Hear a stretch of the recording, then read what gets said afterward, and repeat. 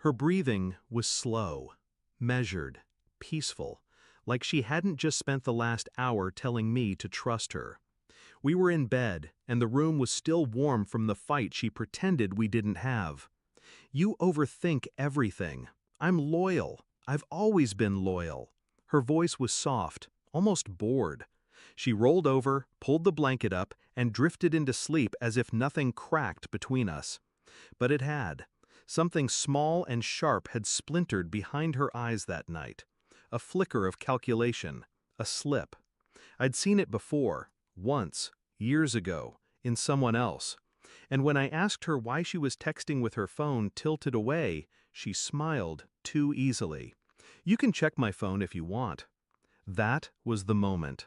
Not what she said, but how she said it. Daring me. Knowing I wouldn't. Knowing I shouldn't. But I did. It wasn't immediate. The hesitation. The calculation. I lay there for an hour, listening to her breathe, wondering if I'd already become someone I promised I'd never be. Someone paranoid, distrustful, weak. But trust isn't blind. It's earned. And tonight, something felt earned in reverse. I slid out of bed slowly, careful not to shift the mattress. Her phone was on the nightstand, face down. That was the first clue. She never did that before. Not when we first met. I picked it up, unlocked with her thumb while she snored gently. My heart wasn't racing, it was quiet, prepared, like it already knew. Messages weren't labeled by names, just emojis, clever, cowardly. One thread stood out. That's not the kind of emoji you use with a colleague. I opened it. There was no sexting, no nudes, nothing obvious. But every line was dripping in familiarity, in intimacy. "Can't stop thinking about that night. I miss how you look at me after. You still smell like my skin. Still. Smell like my skin." I put the phone down. I didn't feel heat. I felt something else. Cold recognition. Like hearing a song from your childhood, but realizing it was always about death. The next morning she smiled while pouring coffee, wearing the robe I bought her for our anniversary. She asked if I wanted eggs, said I looked tired. I smiled, said I had a headache, skipped breakfast. But I watched. I watched how she hid her texts with casual swipes, how she used her phone camera as a mirror but checked for notifications in the reflection. She wasn't sloppy, she was practiced. This wasn't new. I spent the next week in silence, but not in action. I pulled her iCloud data, retrieved deleted threads. I copied message logs, cross-referenced restaurant locations with bank charges. She always said she was seeing her sister every Friday night. Her sister had been in rehab for 6 months.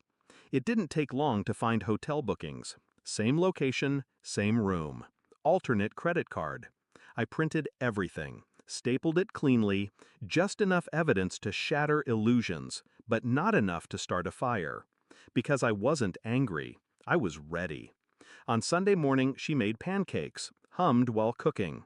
I waited until the first bite was in her mouth, then placed the folder on the table. She stopped chewing, didn't look at it, didn't ask, just stared. Then swallowed. "What's this?" I didn't answer. She opened it. The first page, iMessage thread extracted, iCloud backup. The second, hotel booking receipts, Fridays only, room 309, repeating guest, her name. Third page, time-stamped GPS movement log, matching entry and exit times. She flipped through the rest in silence, then pushed it away, eyes glossy. "I can explain." I nodded, but I didn't want one. I slid a second envelope across the table. This one was thinner. She looked confused. Inside were copies of the lease transfer papers. The apartment was now in my name only. Her closet had been packed while she slept last night, stored at a nearby unit. Her key had already been disabled. "Why?" she asked, soft, empty.